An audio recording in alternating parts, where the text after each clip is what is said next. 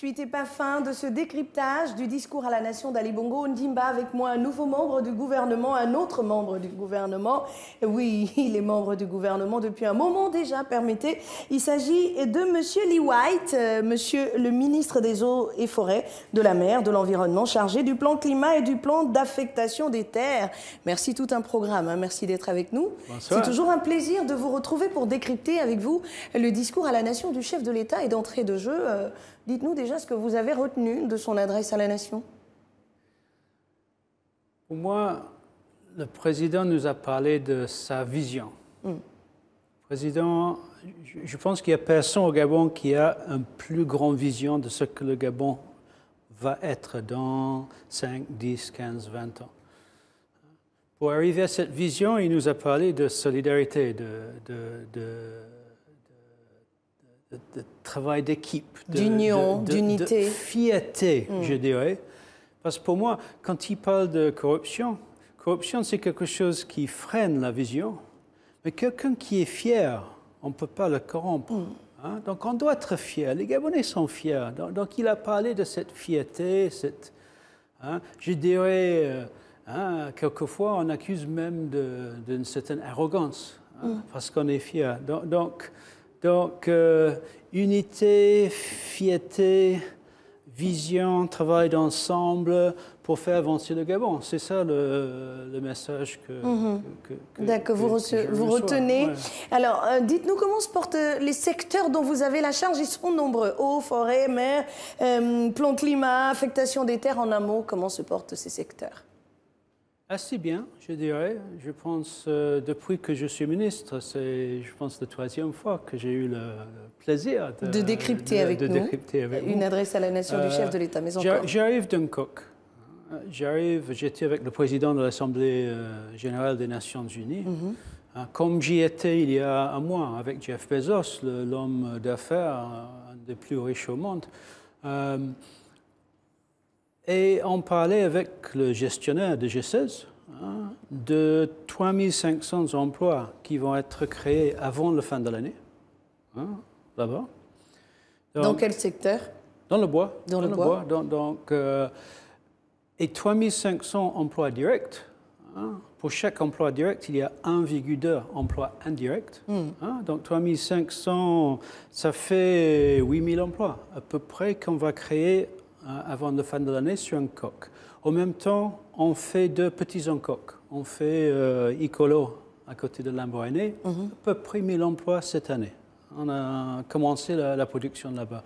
On crée un autre petit encoque à côté de Franceville, encore 1000 emplois. Donc, dans mon secteur, quand je fais le calcul entre emplois directs, disons 6000 à peu près cette année, indirect 7000, on a au moins 12 500 emplois qu'on va créer dans le secteur forêt. On a une croissance cette année de 25%. On a multiplié l'année dernière fois 5 les recettes de l'État du secteur forêt, les recettes douaniers, impôts et tout ça. Donc la forêt se porte bien, mais on doit aller beaucoup plus loin. D'accord, c'est très joli tout cela. Nous avons passé un documentaire ici qui parlait de... Non, oui, c'est impressionnant, mais les chiffres n'impressionnent plus les Gabonais parce que entre la réalité parfois politique et la réalité sur le terrain, il y a comme un fossé. Je m'explique. Lorsqu'on parle de la forêt gabonaise, il y a cette corruption entretenue depuis le ministère jusqu'aux exploitants forestiers.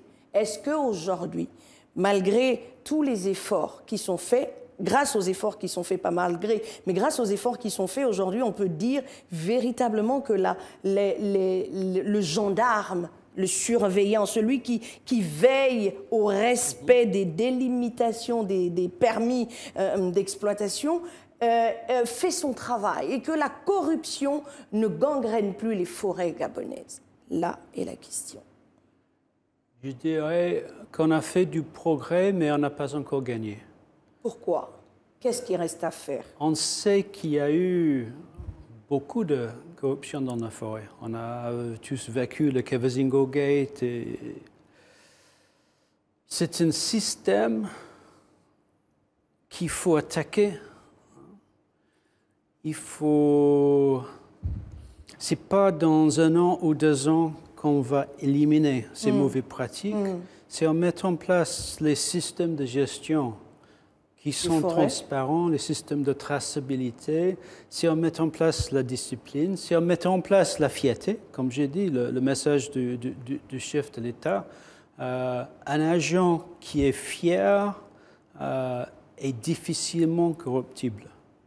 Un agent qui tout cela se mettra en place quand, Monsieur le ministre? Ça se met en place, ça se met en place. C'est en place, il y a des résultats? Quand j'étais nommé, on perdait peut-être 150 milliards chaque année. Aujourd'hui, on en perd dans combien? L'exploitation illicite de la forêt. Je dirais aujourd'hui, c'est moins que 50. On perd toujours, mais on a beaucoup réduit la corruption. Mais comment cela s'explique? On est à la fin d'un audit des permis forestiers. On est en train de récupérer les permis forestiers des forestiers qui ont des pratiques illégaux. Légal, tout à fait. C'est peut-être la première fois dans l'histoire du Gabon qu'on annule les permis forestiers des sociétés véreuses. Hein.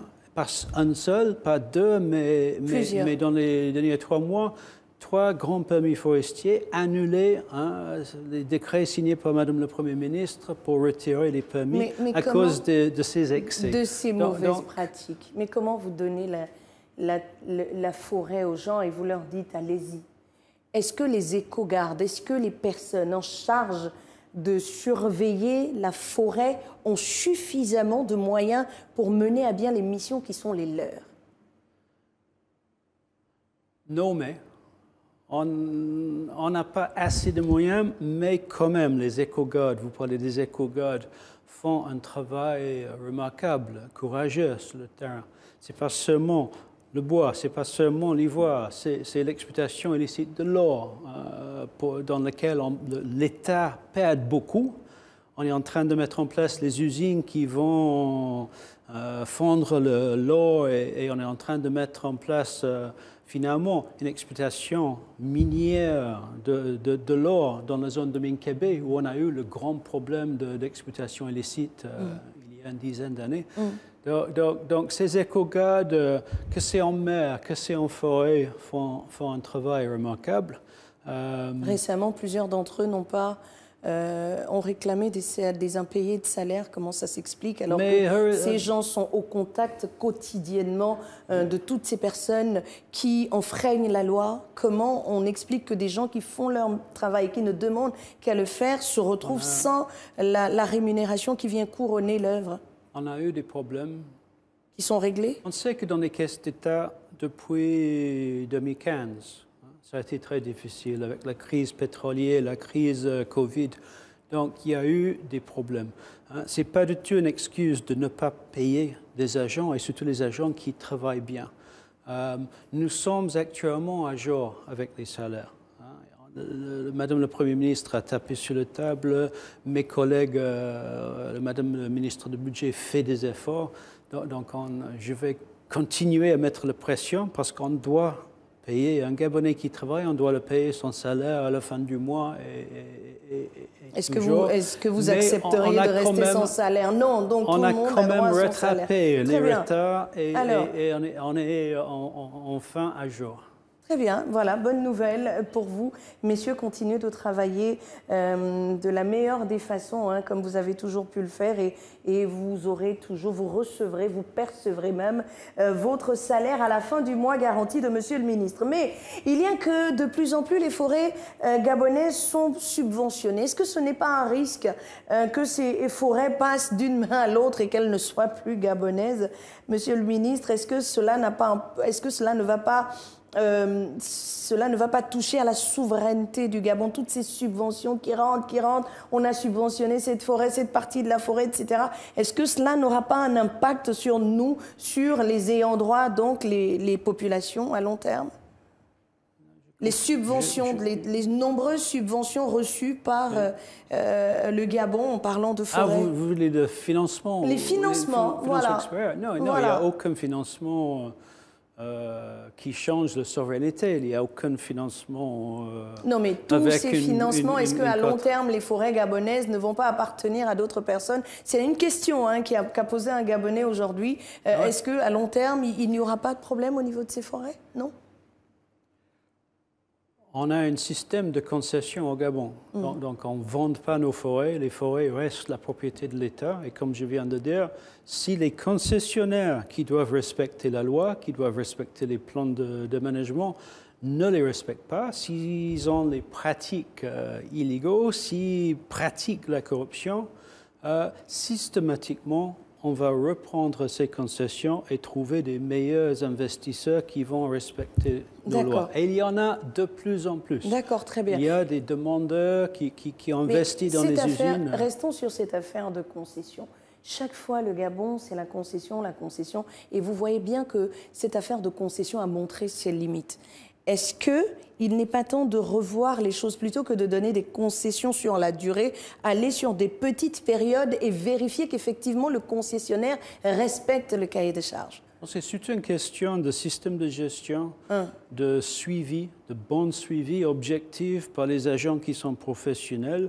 On ne peut pas demander à un investisseur de construire une usine, d'investir tout ce qu'il faut pour faire une exploitation forestière avec une concession de 5 ans devant eux, parce qu'ils ne peuvent pas récupérer leurs investissements.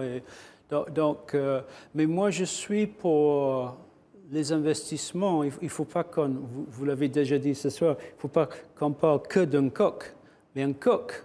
Nous avons un investisseur. On parle souvent d'Olam, mais Olam n'est même plus actionnaire là-dedans.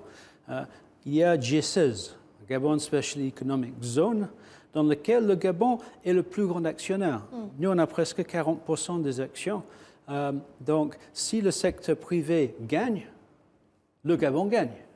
Donc, je pense que ce type de concession, ce type de collaboration avec le secteur privé, où notre fonds souverain ou notre CDC est actionnaire, partenaire, bénéficiaire, est beaucoup plus sain. Et c'est peut-être ça un modèle qu'on peut utiliser de plus en plus à l'avenir. Parce que si on est actionnaire, on est dans le conseil d'administration, on voit la comptabilité, on sait ce que les sociétés gagnent au Gabon et on peut vérifier que notre part nous revient. On peut vérifier que les impôts sont payés. On peut vérifier qu'on n'a pas triché sur les déclarations des impôts et toutes ces choses. Donc si je peux, je vais essayer de pousser ce modèle dans la forêt. D'accord. Alors, le Gabon envisage de créer, et c'est une information que vous connaissez donc, de créer 187 millions de crédits carbone, dont près de la moitié pourrait être vendu sur le marché des compensations. Ce nombre pourrait d'ailleurs valoir environ 291 millions de dollars sur la base d'un prix moyen. À quel niveau se situe ce projet? Et vous avez pris les chiffres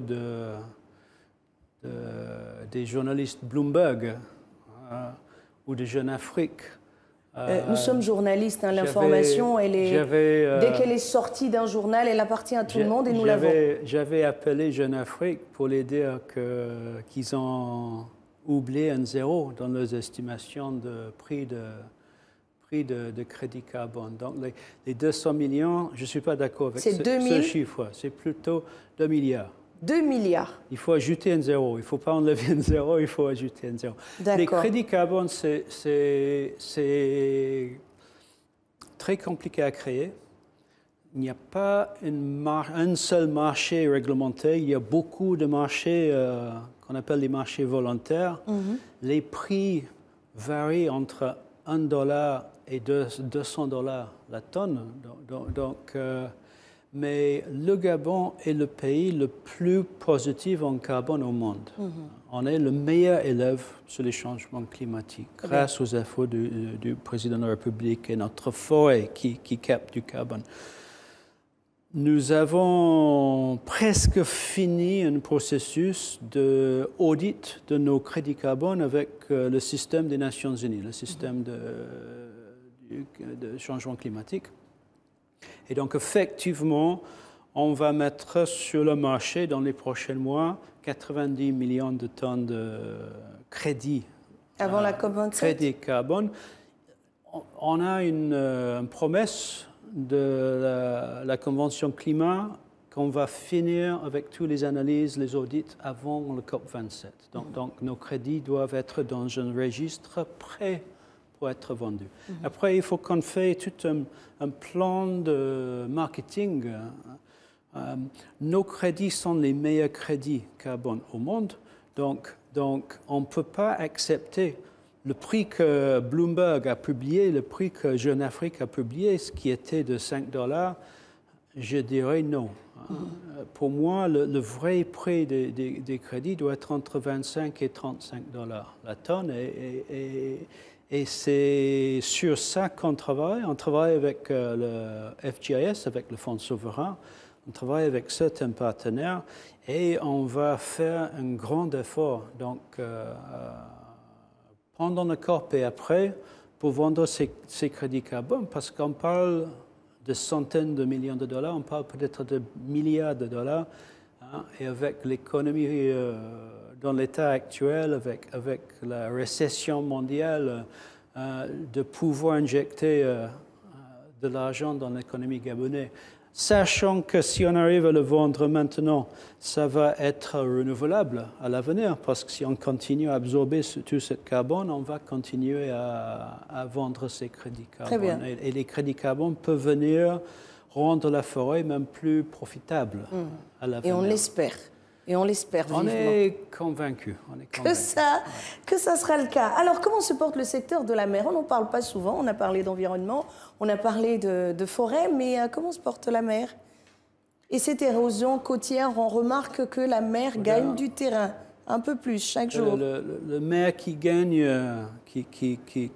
on constate que le point de Denis est en train de disparaître. Bientôt, j'ai peur que le Maringa va tomber dans l'eau.